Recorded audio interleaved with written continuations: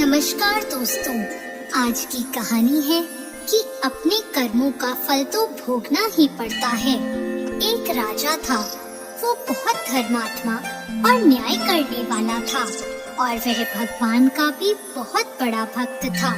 उसने ठाकुर जी का मंदिर बनवाया और एक ब्राह्मण को उसका पुजारी नियुक्त किया। वह ब्राह्मण बहुत ही अच्छा और धर्मात्मा था। वह राजा से कभी भी कुछ नहीं मांगता था।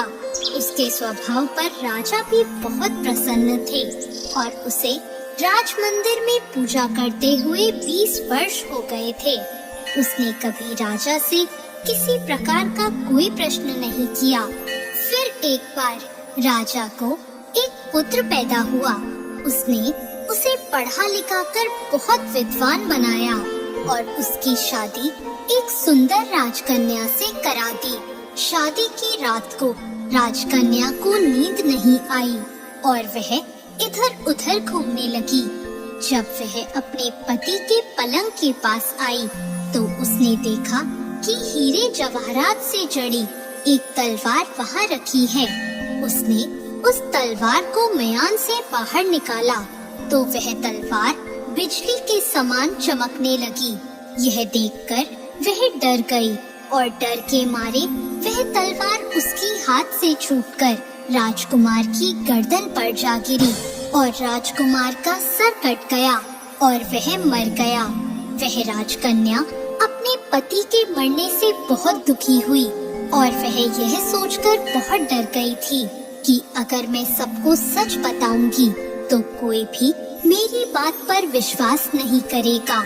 सुबह होते ही राजकन्या विलाप करने लगी और कहने लगी कि मेरे पति को कोई मार गया। लोग इकट्ठा हो गए और राजा भी आ गया।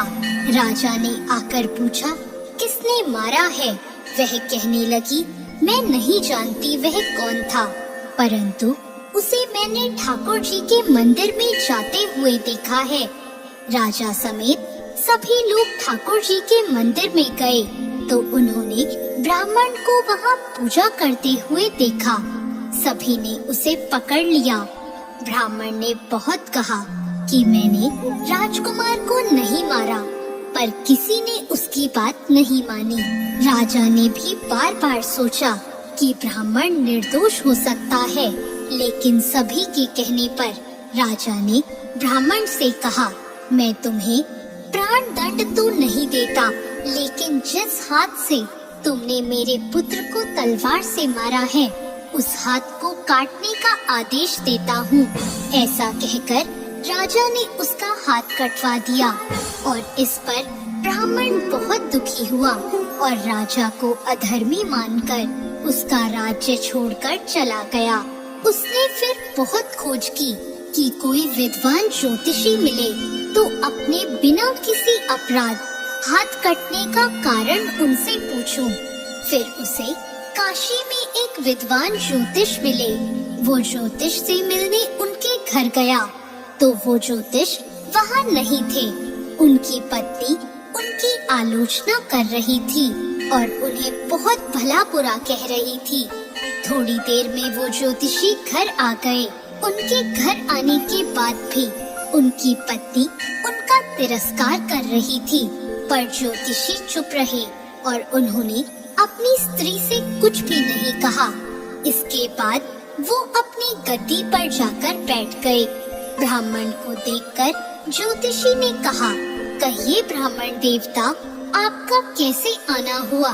ब्राह्मण ने कहा, आया तो अपने बारे में पूछने था, लेकिन पहले आप अपना हाल बताइए कि आपकी पत्नी अपनी जुबान से आपका इतना तिरस्कार क्यों करती है? तब ज्योतिषी ने कहा, यह मेरी स्त्री नहीं, मेरा कर्म है। दुनिया में हम जिसे भी देखते हैं, भाई हो, पुत्र, शिष्य, पिता या कोई भी संबंधी, वो सब हमारा अपना ही कर्म है। अपना किया हुआ कोई भी काम, शुभ हो या अशुभ, हमें भोगना ही पड़ता है। इसलिए मैं अपने कर्मों को खुशी से भोग रहा हूँ। ब्राह्मण ने पूछा, आपने ऐसा क्या कर्म किया था? तो ज्योतिषी ने कहा, पूर्व जन्म में मैं एक कौवा था और आज जो मेरी स्त्री है वो एक गधी थी जिसकी पीठ पर एक फोड़ा हो गया था और फोड़े की पीड़ा से वह बहुत दुखी थी। उस फोड़े में कीड़े पड़ गए थे जिन्हें खाने के लिए मैं इसके फोड़े पर चोंच मारता था, जिसके कारण इसे असहाय दर्द होता था। एक बार इसकी पीठ पर चोंच मारते हुए मेरी चोंच इसकी हड्डी में घुस गई और यह दर्द से तड़प उठी। मैंने भी चोंच निकालने की बहुत कोशिश की, परंतु वह अटक गई और नहीं निकल सकी। इसने सोचा कि पानी में मैं अपनी चोंच निकाल लूंगा और ऐसा सोचकर इसने गंगा नदी में प्रवेश कर दिया। गंगा का प्रवाह तेज होने के कारण हम दोनों बह गए और बीच में ही मर गए। तब गंगा जी के प्रभाव से यह तो ब्राह्मणी बनी और मैं बहुत बड़ा ज्योतिष बना और आज ये मेरी पत्नी बनी है, जो कुछ दिनों के लिए मुझे अपने मुंह से गाली निकालकर मुझे दुख देगी। लेकिन मैंने चोंच इसे दर्द पहुंचाने के लिए नहीं मारी थी, इसलिए इसकी समझ एक दिन ठीक हो जाएगी और अपने पूर्व कर्मों का फल समझकर मैं इसे सहन कर रहा हूँ और मैं इसलिए ही शांत हूँ और उस दिन की प्रतीक्षा कर रहा हूँ जिस दिन इसका स्वभाव अच्छा हो जाएगा। अब आप कहो कि आप यहाँ किस लिए आए हो? ब्राह्मण ने अपना सारा समाचार सुनाया और पूछा, अधर्मी पापी राजा ने मुझ निरपराध का हाथ क्यों कटवाया? ज्योतिषी ने कहा, राजा ने आपका हाथ नहीं कटवाया, आपके कर्म ने ही आपका हाथ कटवाया है। इस पर ब्राह्मण ने पूछा, ऐसा किस प्रकार हुआ? तो ज्योतिषी ने कहा, पूर्व जन्म में आप एक तपस्वी थे और राजकन्या गाय थी तथा राजकुमार एक कसाई था। जब कसाई गाय को मारने लगा तब गाय अपनी जान बचाकर आपके सामने से जंगल में भाग गई।